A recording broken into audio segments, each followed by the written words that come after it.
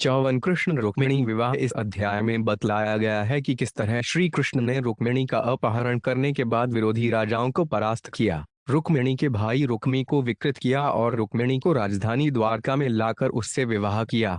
जब श्री कृष्ण राजकुमारी रुक्मिणी को लिए जा रहे थे तो शत्रु राजाओं ने सेना एकत्र की और उनका पीछा किया। बलदेव तथा यादव सेना के प्रमुख उनका मार्ग रोकने के लिए मुड़कर उनका सामना करने लगे। शत्रु सेनाएं भगवान कृष्ण को सेना पर बाणों की लगातार वर्षा करने लगीं। अपने होने वाले पति की सेना पर इस तरह प्रचंड आक्रमण होते देख श्रीमती रुक्मिणी ने श्री कृष्ण की ओर डरी हुई नजर से देखा, किंतु कृष्ण केवल हंस पड़े और उनसे कहा कि डर की कोई बात नहीं है, क्योंकि उनको सेना विपक्षी सेना का अवश्य ही संहार कर देगी। तत्पश्चात भगवान बलराम तथा अन्य वीरगण नाशज बाणों द्वारा विपक्षी सेना का संहार करने लगे। यादवों के हाथ करारी हार खाकर जरासंध इत्यादि शत्रु राजा लौट गए। जरासंध ने शिशुपाल को यह कहकर ढाढ़स बंधाया, सुख दुख कभी स्थायी नहीं होते, वे तो ईश्वर के अधीन हैं। कृष्ण ने मुझे 17 बार हराया, किंतु अंत में मैं उन पर विजयी हुआ। इस तरह यह देखकर कि जय पराजय तो दैव तथा काल के अधीन है, मैंने शौक या हर्ष के सामने झुकना नहीं सीखा है। संप्रति काल यादवों के अनुकूल है, अतः उन्होंने छोटी सी सेना से तुम्हें परास्त कर दिया है, किंतु भविष्य में काल तुम्हारा साथ देगा और तुम अवश्य विजयी होगे। इस प्रकार ढाढ़स दिए जाने पर शिशुपाल अपने अनुयायियों के साथ अपने राज्य को लौट गया। रुक्मिणी का भाई रुक्मीटर कृष्ण से घृणा करता था, अत कृष्ण के द्वारा अपनी बहन के अपहरण से वे अत्यधिक क्रुद्ध हो उठा। अत उसने वहां पर उपस्थित सभी राजाओं के समक्ष प्रतिज्ञा की कि वह तब तक कुंडिन नहीं लौटेगा जब तक वे कृष्ण का विनाश नहीं कर लेता और रुक्मिणी को छुड़ा नहीं लेता। अत वह अपनी सेना लेकर भगवान पर आक्रमण करने के लिए रवाना हो गया। उसे भगवान कृष्ण की महिमा का पता न था, इसलिए वे अकेले रथ पर चढ़कर कृष्ण पर आक्रमण करने गया। उनके पास जाकर उसने उन पर बाणों से प्रहार किया और रुक्मिणी को छोड़ देने की मांग की। श्री कृष्ण ने रुक्मी के हथियारों को खंड खंड कर डाला। तब उन्होंने अपनी तलवार ऊंचे उठाई और रुक्मी को मारने ही जा रहे थे कि रुक्मिणी ने बीच में रोकर अपने भाई को छोड़ देने की जोरदार याचना की। भगवान कृष्ण ने रुक्मी को जान से नहीं मारा, किंतु अपनी तलवार से रुक्मी के सिर के इधर उधर से कुछ बाल काट लिए, जिससे वह विकृत हो गया। तभी बलदेव यादव सेना लेकर वहां आ गए। रुक्मी को विकृत देखकर उन्होंने कृष्ण को धीरे से डांटते हुए कहा, सगे संबंधी को इस प्रकार विकृत करना उसे मारने के तुल्य है, अतः उसे मारना नहीं चाहिए और छोड़ दिया जाना चाहिए। तब बलदेव ने रुक्मिणी से कहा कि तुम्हारे भाई की यह दुर्दशा उसके विगत कर्म के कारण है, क्योंकि हर व्यक्ति अपने सुख दुख के लिए स्वयं जिम्मेदार है। उन्होंने रुक्मिणी को जीवात्मा की दिव्य स्थिति के विषय में उपदेश दिया और बतलाया कि किस प्रकार सुख दुख का मोह एकमात्र अज्ञान का फल है। बलराम के उपदेश को ग्रहण करके रुक्मिणी ने शौक का परित्याग किया। तभी रुक्मी ने अपने को पूर्णतया हताश अनुभव किया, क्योंकि वह अपने बल एवं लड़ने को शक्ति से वंचित हो गया था। क्योंकि उसने प्रतिज्ञा को थी कि वह कृष्ण को जीते बिना वापस नहीं लौटेगा, अत उसने वहीं एक नगर बनवाया और उसी क्रुद्ध भाव से वहीं रहने लगा। भगवान कृष्ण रुक्मिणी को अपनी राजधानी द्वारका ले गए और वहां उससे विवाह कर लिया। नागरिकों ने खूब उत्सव मनाया और नगर भर में धूम मचा दी कि भगवान ने रुक्मिणी का किस तरह अपहरण किया है। द्वारका का प्रत्येक नागरिक रुक्मिणी के साथ प्रणय सूत्र में कृष्ण को बंधा देखकर प्रमुदित था। श्री शुखवाच्यति सर्वेषु संरब्धा वाहनारूह्य धनुषिता स्वे स्वैर्बले परिक्रांता अन्वयोर्धृत कार्मुका। 1 सुखदेव गोस्वामी ने कहा, यह कहकर उन सारे कुद राजाओं ने अपने कवच पहने और अपने अपने वाहनों में सवार हो गए। प्रत्येक राजा अपने हाथ में धनुष धारण किए भगवान कृष्ण का पीछा करते समय अपनी सेना से घिरा हुआ था। तानाप्तलोक्य यादवानी के उद्भा तस्तुस्तत् संपुखा राजन विस्फूर्ज स्वधनुषीते। 2 जब यादव सेना के सेनापतियों ने देखा कि शत्रुगण उन पर आक्रमण करने के लिए दौड़ रहे हैं, तो हे राजन, वे सब अपने धनुषों में टंकार देकर उनका सामना करने के लिए मुड़े और दृढ़तापूर्वक अड़ गए। अभ्रपुरिष्ठे गजस्कंधे रथोपस्थेन गसत्र कोविदा मुमुचरु शर्वर्षाणी मेघा अद्विषुपो यथा। 3 घोड़ों की पीठों पर, हाथियों के कंधों पर तथा रथों के आसनों पर सवार होकर अभ्र में पटु शत्रु राजाओं ने यदुओं पर बाणों की वर्षा की, जिस तरह बादल पर्वतों पर वर्षा करते हैं। पत्युर्बल शरासार इच्छन वीक्षेसु मध्यमा सबरीडमेक्षतन भयवेलोचना। 4 पतली कमर वाली रुक्मिणी ने अपने स्वामी की सेना को बाणों की धुआंधार वर्षा से आच्छादित देखकर भयभीत आंखों से लजाते हुए कृष्ण के मुख की ओर निहारा। प्रहस्थ भगवान आमस्म भैरवाम लोचने। विनदृष्टत्यधुनैवैततावकः शात्रव बल्लम। 5। भगवान ने हंसते हुए उसे विश्वास दिलाया, हे सुंदर नेत्रों वाली, तुम डरो मत। यह शत्रु सेना तुम्हारे सैनिकों द्वारा विनष्ट होने ही वाली है। तात्पर्य, रुक्मिणी के प्रति अत्यधिक स्नेह व्यक्त करने के लिए भगवान कृष्ण ने अपनी यादव सेना को तुम्हारे सैनिकों कहा, जिसमें यह संकेत था कि भगवान का पूरा वंश अब उनकी प्रिय रानी की संपत्ति है। भगवान कृष्ण अपने आनंदपूर्ण ऐश्वर्यों की साझेदारी सारे जीवों से करना चाहते हैं और इसीलिए वे उन्हें भगवधाम वापस आने के लिए सच्चे मन से आमंत्रित करते हैं। श्रील प्रभुपाद ने अपने आध्यात्मिक गुरुवार श्रील भक्ति सिद्धांत सरस्वती ठाकुर के आदेश पर ही कृष्ण भावनामृत आंदोलन का समूचे विश्व में सूत्रपात किया। स्वयं श्रील भक्ति सिद्धांत सरस्वती ठाकुर अपने पूज्य पिता श्रील भक्ति विनोद ठाकुर के आदेश पर सारे भारत में प्रचार करते रहे। हमारा यह कृष्ण भावनामृत आंदोलन भगवान कृष्ण के प्रेमय संदेश का, उन्हें स्मरण करने, उनको सेवा करने, उनके पास वापस जाकर भगवधाम का असीम ऐश्वर्य भोगने का प्रसार कर रहा है। तेषा तद्विक्रमन वीरा गद सडूर्शनादय अमृषमाणा नाराचाय जगनुभय गजात्रधान। 6। भगवान की सेना में गद, संकर्षण इत्यादि वीर विरोधी राजाओं के आक्रमण को सहन नहीं कर सके। अत वे लोहे के बाणों से शत्रुओं के घोड़ों, हाथियों तथा रथों पर प्रहार करने लगे। पेतु शिरान सिरथिना मश्विन आगजिना भूवि सकुंडल किरीटानि सोषणी शाणिचा कोट्यशय। 7।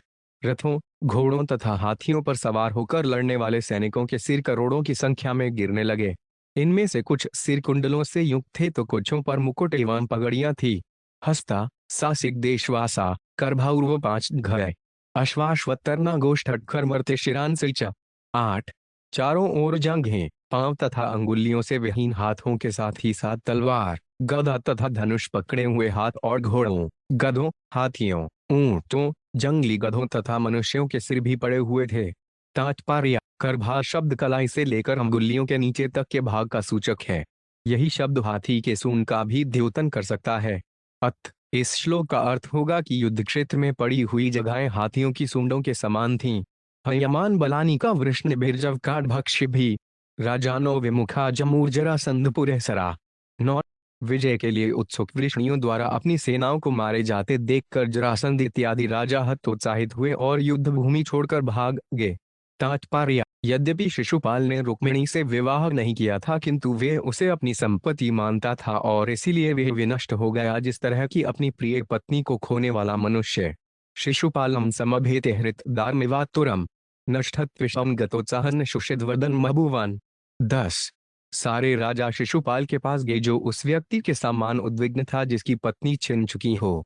उसके शरीर का रंग उतर गया, उसका उत्साह जाता रहा और उसका मुख सूखा हुआ प्रतीत होने लगा। राजाओं ने उससे इस प्रकार कहा, भो भो पुरुषार्धूल दौमनस्थमिद्वंत्यज न प्रिया प्रियो राजनिष्ठा देहेषु हश्यते। 199। जरासंध ने कहा, हे पुरुषों में व्याप्त शिशुपाल, सुनो, तुम अपनी उदासी छोड़ दो। हे राजन, सारे देहधारियों का सुख तथा दुख कभी भी स्थायी नहीं देखे गए हैं। यथा दारुमी योगिलोरिक्ततिक्वकेचया एवमीश्वर तंत्रोड्यमी हते सुख दुखयो। 192। जिस तरह स्त्री के वेश में एक कठपुतली अपने नचाने वाले की इच्छानुसार नाचती है, उसी तरह भगवान द्वारा नियंत्रित यह जगत सुख तथा दुख दोनों से भिड़ता रहता है। तात्पर्य, भगवान की इच्छा से जीवों को उनके कार्यों का उचित फल मिलता है। जो परब्रह्म को जान लेता है वह पूर्ण पुरुषोत्तम भगवान की शरण में चला जाता है और भौतिक जगत के भीतर स्थित नहीं माना जाता। क्योंकि भौतिक जगत के भीतर प्रयासरत लोग ईश्वर की सृष्टि का दोहन करने की अवश्य ही चेष्टा करना चाहते हैं, इसलिए उन्हें कर्मफल भोगने पड़ते हैं जो बद्ध जीव के लिए सुख या दुख के रूप में होते हैं। वस्तुतः यदि परम आनंद की दृष्टि से देखा जाए तो संपूर्ण भौतिक जीवन एक विफलता है। शौर्य सप्तशाहन वैसे युगान पराजित त्रयोविंशति भी सैनर्जिगे एक महन परम। 13। मैं कृष्ण के साथ युद्ध में अपनी 23 सेनाओं सहित 17 बार हारा, केवल एक बार उन्हें पराजित कर सका। तात्पर्य, इस भौतिक जगत में अपरिहार्य सुख तथा दुख के दृष्टांत के रूप में जरासंध अपना ही जीवन का दृष्टांत प्रस्तुत करता है। तथाप्यहं न शोचामि न प्रहरिष्यामि कर्हिचित् कालेन एव युक्तेन जानन् विद्रावितां जगत्। 94। तो भी मैं न तो कभी शौक करता हूँ न हर्षित होता हूँ, क्योंकि मैं जानता हूँ कि यह संसार काल तथा भाग्य द्वारा संचालित है। तात्पर्य यह बता चुकने के बाद कि भगवान इस जगत का नियंत्रण करते हैं, जरासंध अब नियंत्रण की विशेष विधि बतलाता है। यहाँ यह स्मरण रखना होगा कि जैदिक संदर्भ में काल एकमात्र दिन, सप्ताह, मास तथा वर्ष जैसे काल मापन को विधि का ही द्योतन नहीं करता, अपितु वस्तुओं के गतिशील होने की विधि को बतलाता है।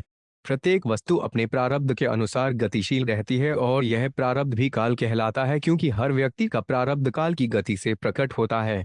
अश्रुना पिवयं सर्वे वीर युद्धप्युत्पा पराजिता फलगोत्तंजैर्य दुभि कृष्ण पालितः 157। और अब हम सभी सेना नायकों के बड़े बड़े सेनापति यदुओं तथा उनकी छोटी सेना के द्वारा हराए जा चुके हैं, क्योंकि वे सभी कृष्ण द्वारा संरक्षित हैं।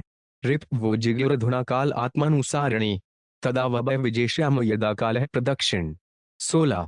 अभी हमारे शत्रुओं ने हमें जीत लिया है, क्योंकि समय ने उनका साथ दिया, किंतु भविष्य में जब समय हमारे लिए शुभ होगा तो हम जीतेंगे। श्री सुखवा एवं प्रबोधितो मित्राश वैद्योडगात्सानुग पुरम हतशेषा पुनस्तेड्यु स्वयं स्वपुरनूपा 17। सुखदेव गोस्वामी ने कहा, इस तरह अपने मित्रों द्वारा समझाने बुझाने पर शिशुपाल अपने अनुयायियों सहित अपनी राजधानी लौट गया। जो योद्धा बच रहे थे वे भी अपने अपने नगरों को लौट गए।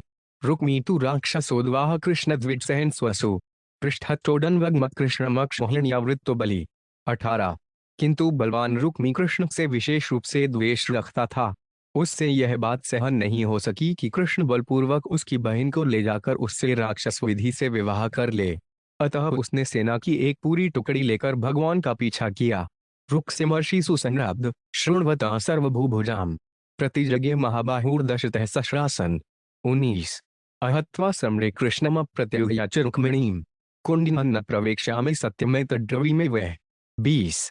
उद्विग्नेवं क्रुद्ध महाबाहु रुक्मी ने कवच पहने तथा धनुष धारण किए सभी राजाओं के समक्ष यह शपथ ली थी, यदि मैं युद्ध में कृष्ण को मारकर रुक्मिणी को अपने साथ वापस नहीं ले आता तो मैं फिर कुंडिन नगर में प्रवेश नहीं करूंगा। यह मैं आप लोगों के समक्ष शपथ लेता हूँ। तात्पर्य रुक्मी ने ये क्रुद्ध वचन कहे और तब वे भगवान कृष्ण का पीछा करने लगा, जैसा कि अगले श्लोकों में है। इत्युक्त्वा रथमारुहासार्थिक प्रहसत्वर 14 कृष्ण तस्य में संयुग भवेति केस। यह कहकर वह अपने रथ पर चढ़ गया और अपने सारथी से कहा, तुम घोड़ों को जल्दी से हाँक कर वहीं ले चलो जहां कृष्ण है, उससे मुझे युद्ध करना है। अदाह निशित तैर्बाण्य गोपाल से सुदुर्मते नेशे वीरमर्दयन् स्वसा में प्रस्भव हता 22।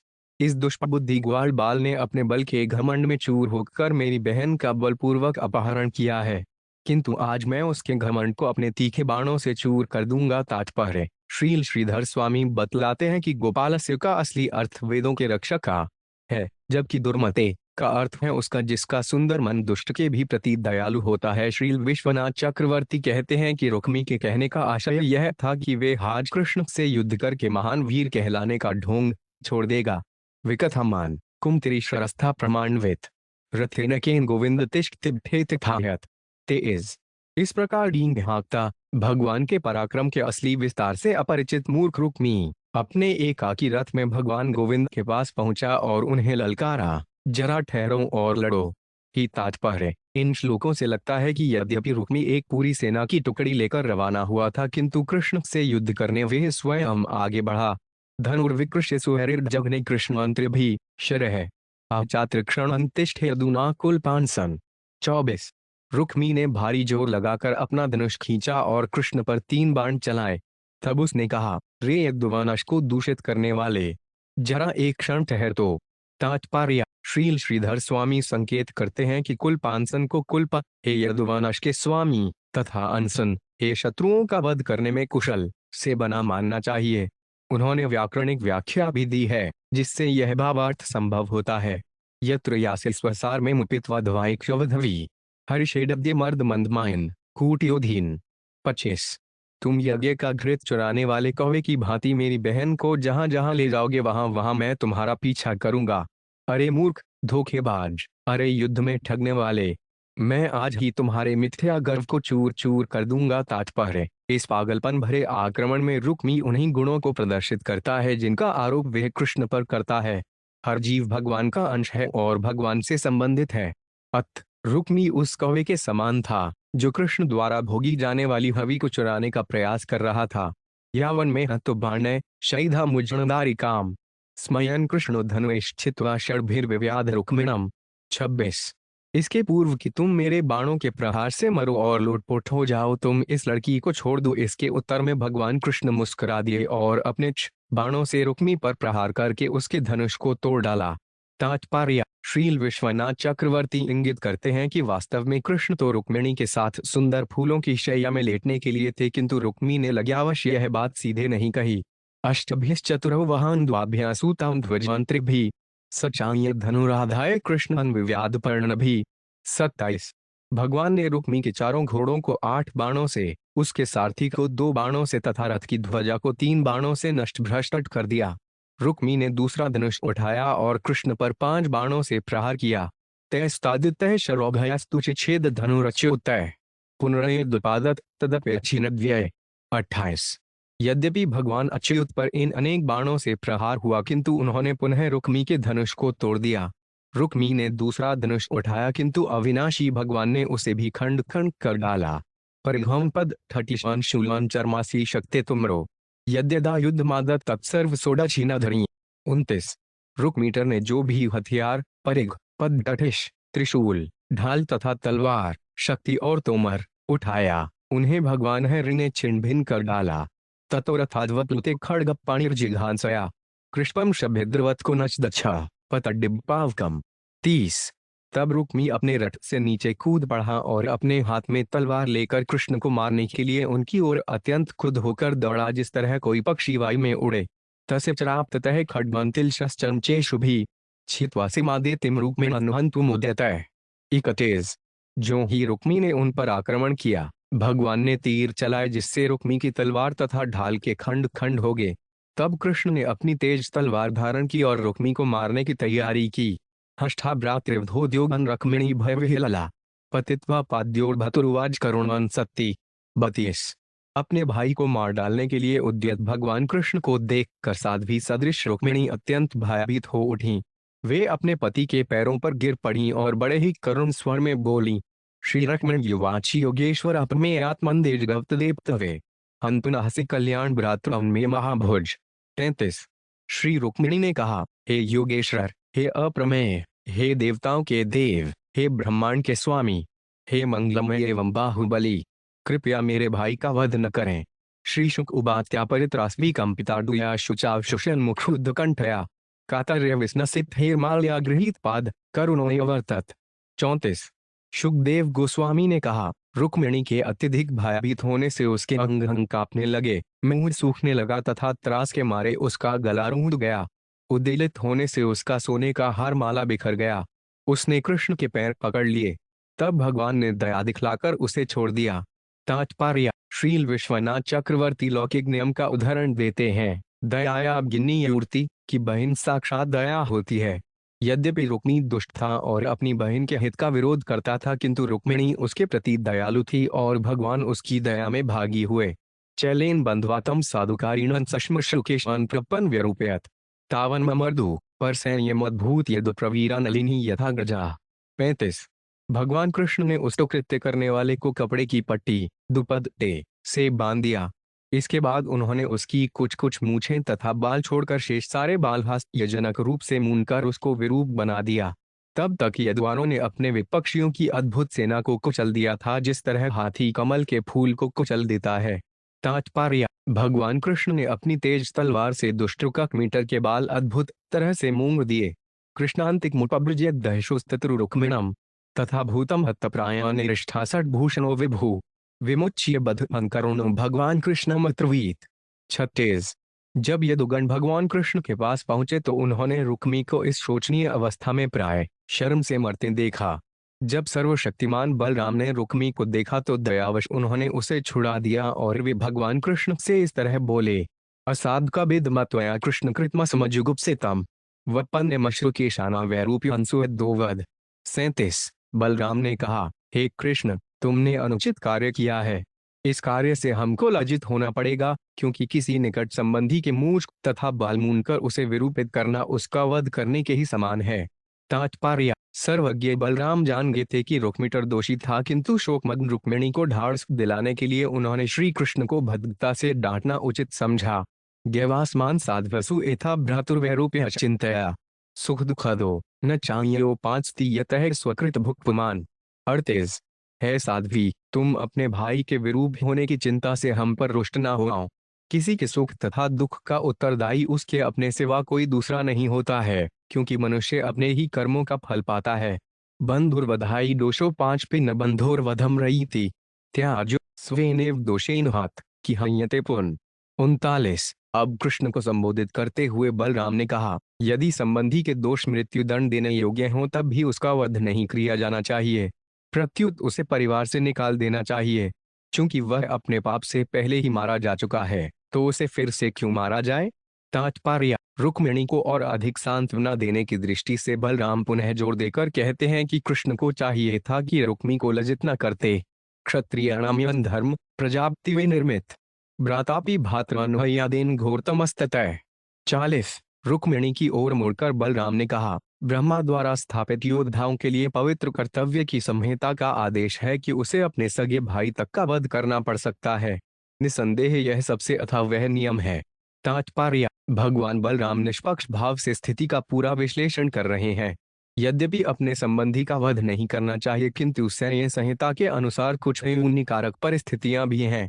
1860 में अमेरिकी गृह युद्ध में कुछ परिवार उत्तरी तथा दक्षिणी सेनाओं में बट गए थे, जिससे दुर्भाग्यवश बंधुवट सामान्य व्यापार बन गया था। ऐसा वध निश्चय ही घोरतम है, किंतु भौतिक जगत की रीति ही ऐसी है जहां कर्तव्य, सम्मान तथा तथाकथित न्याय से संघर्ष छिड़ जाता है।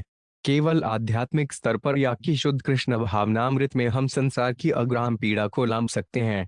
रुक्मीटर गर्व तथा द्वेष से उन्मत्त था, वे कृष्ण या कृष्ण भावनामृत के विषय में कुछ भी नहीं समझ सका। राज्य से भूमेर वित्तस्थ स्त्रियो मानस्य तेजस मानिनो 5 यस्य वाहितो श्रीम दांधा क्षिपंती हिल। 49। पुनः बलराम ने कृष्ण से कहा, अपने ऐश्वर्य के मद से अंधे हुए दंभी लोग राज्य, भूमि, संपत्ति, स्त्री, सम्मान तथा अधिकार जैसी वस्तुओं के लिए अयों का तिरस्कार कर सकते हैं। तात्पर्य: भगवान कृष्ण मूलतः रुक्मिणी से विवाह करने के निमित्त ही थे। सारे संबंधियों को यही सर्वोत्तम व्यवस्था लग रही थी, फिर भी क्लेशवश रुक्मी प्रारंभ से ही दुर्भावना से इस उत्तम व्यवस्था का विरोधी था।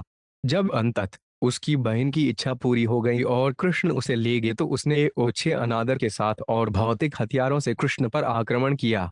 बदले में कृष्ण ने उसे बांध दिया और उसके कुछ बाल तथा मूछें मूंद दी। एक ओर जहां यह रुक्मी जैसे दंभी राजकुमार के लिए लज्जास्पद था, वहीं उसकी करतूत को देखते हुए यह दंड केवल उसको कलाई पर एक थप्पड़ के समान था।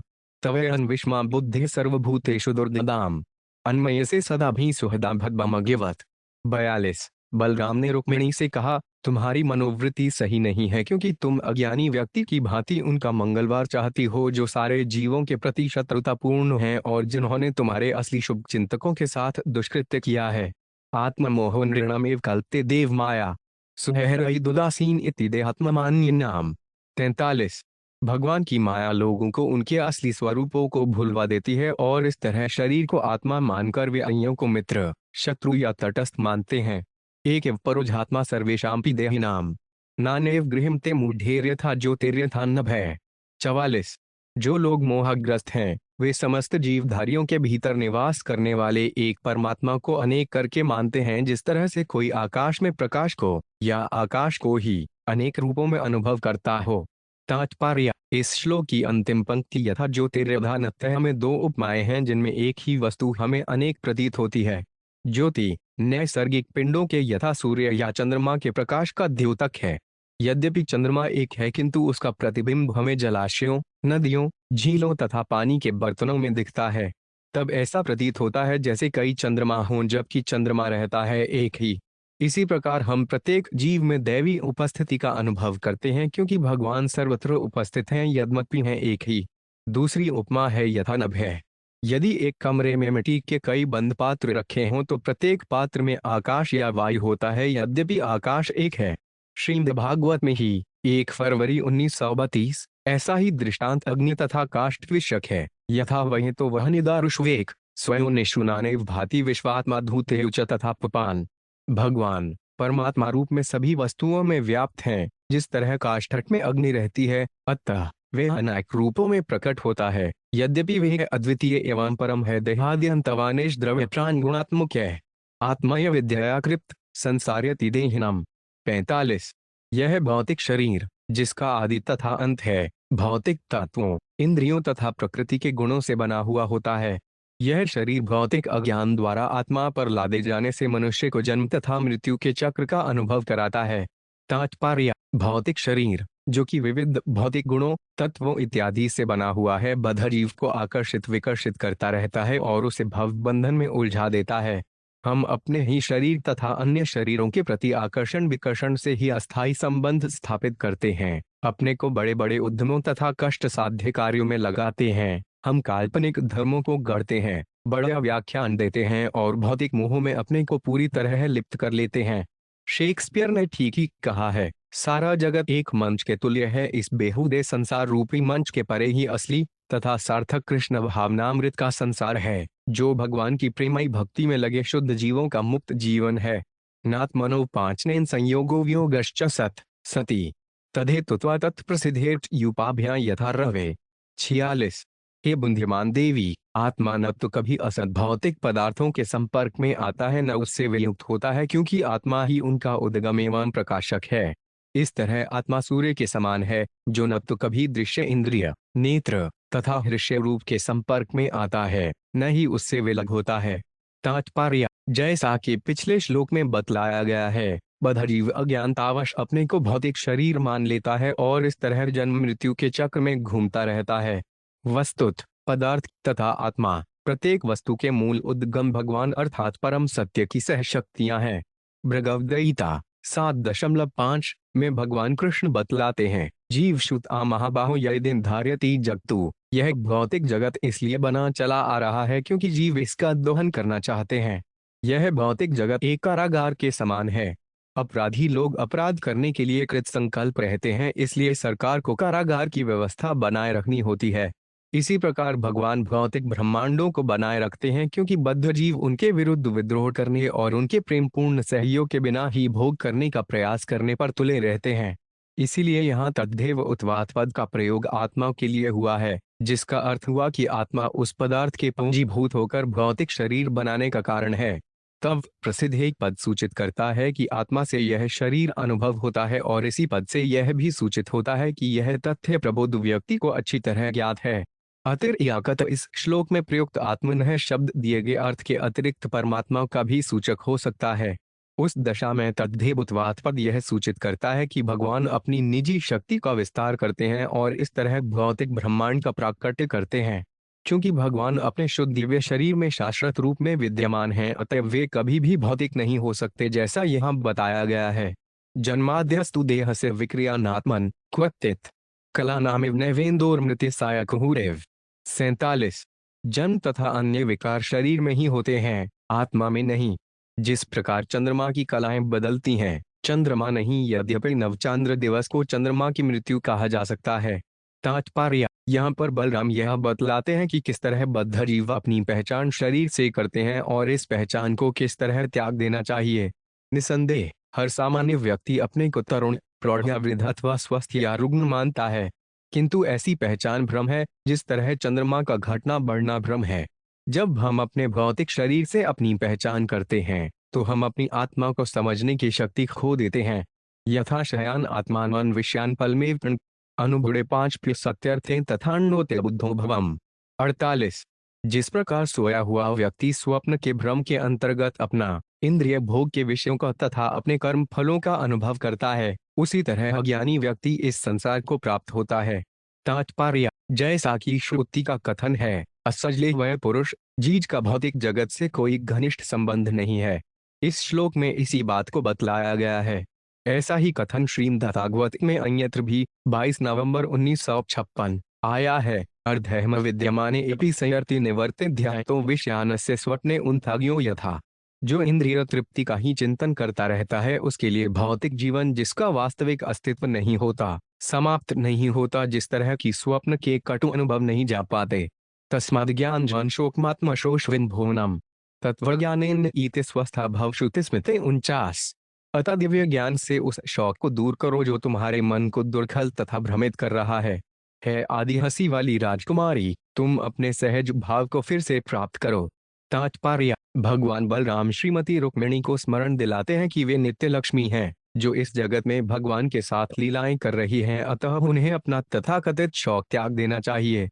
श्री शुकवाचेवं भगवता तन्वीरामेण प्रतिबोधिता वैमनस्यन् परित्यज्य मनोबुद्धव समाधिथे। 50। सुखदेव गोस्वामी ने कहा, इस प्रकार बलराम द्वारा समझाए जाने पर क्षीण कटी वाली रुक्मिणी अपनी उदासी भूल गई और आध्यात्मिक बुद्धि से उन्होंने अपना मन स्थिर किया।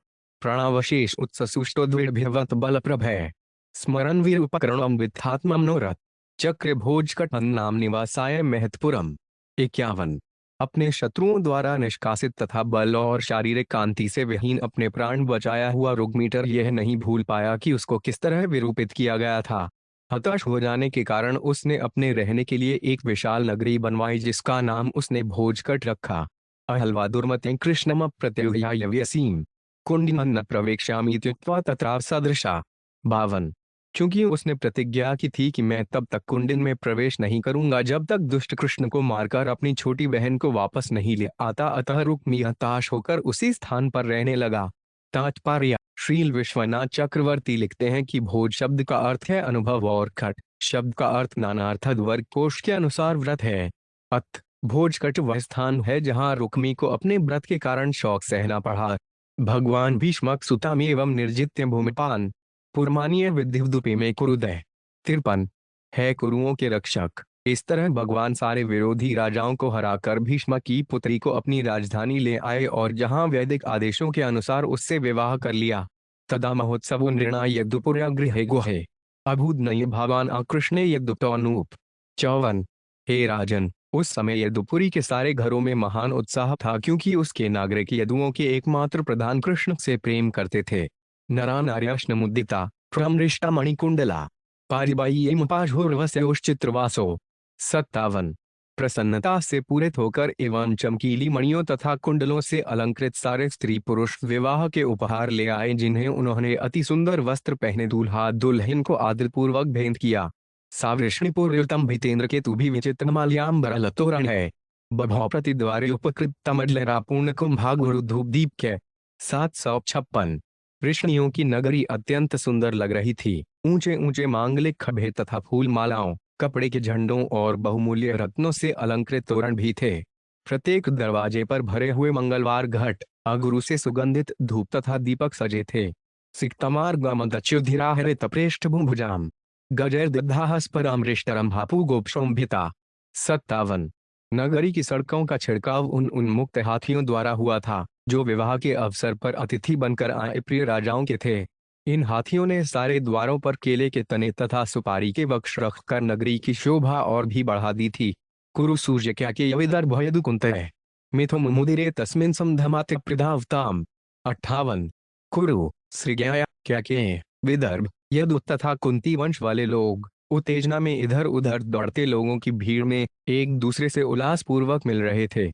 रुक्मिण्याहरणं श्रुत्वा गीयमानस्ततः राजानो राजकन्याश्न बभूवुर्भूष विस्मिता। 59। सारे राजा तथा उनके पुत्रियां रुक्मिणी हरण की उस वृत्तांत को सुनकर अत्यंत चकित थे, जो सर्वत्र गीत के रूप में गाई जा रही थी। द्वारकायां भूधराजन महामोद पुरोक्साम रुक्मिण्यारम्योपिता हृष्टा कृष्णान श्रेया पतिम। 60। द्वारका के निवासी समस्त ऐश्वर्य के स्वामी कृष्ण को लक्ष्मी स्वरूप रुक्मिणी से संयुक्त देखकर अत्यधिक प्रमुदित थे। इस प्रकार श्रीमद् भागवत के 10वें स्कंद के अंतर्गत कृष्ण रुक्मिणी विवाह नामक 54 के अध्याय के श्रील भक्तिवेदांत स्वामी प्रभुपाद के विनीत सेवकों द्वारा रचित तात्पर्य पूर्ण हुए।